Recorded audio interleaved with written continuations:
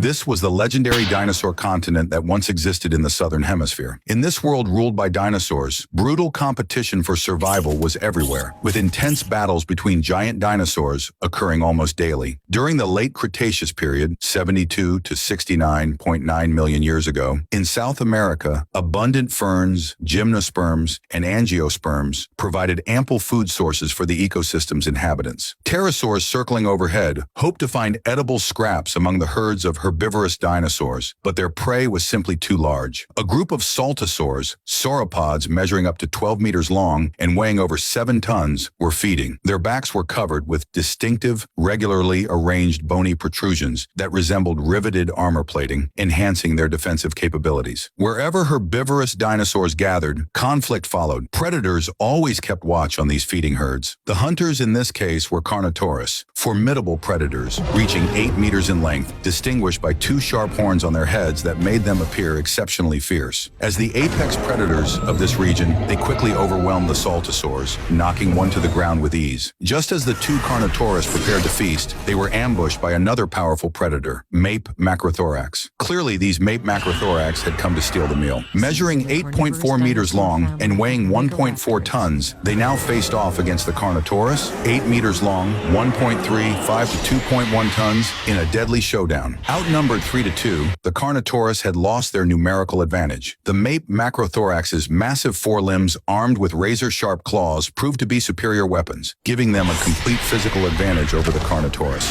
Despite this, the Carnotaurus fought desperately to protect their hard-won prey, believing they could defeat the interlopers. However, during the confrontation, the Mape macrothorax demonstrated remarkably sophisticated pack-hunting strategies. The 3 attackers first worked together to take down one Carnotaurus, then turned their attention to the other. The 2 Carnotaurus stood no chance. They lost their hard-earned meal without getting a single bite. As giant carnivorous dinosaurs, Mape macrothorax required enormous amounts of food to sustain their massive bodies. While exact daily consumption figures remain unknown, we can speculate they needed to hunt nearly every day, not just to feed themselves, but also to provide for their young and other group members. This constant need forced them to take risks, even stealing from other powerful predators when necessary. Renowned for their exceptionally large forelimbs, Mape macrothorax were among the most formidable members of the Tyrannosaur superfamily.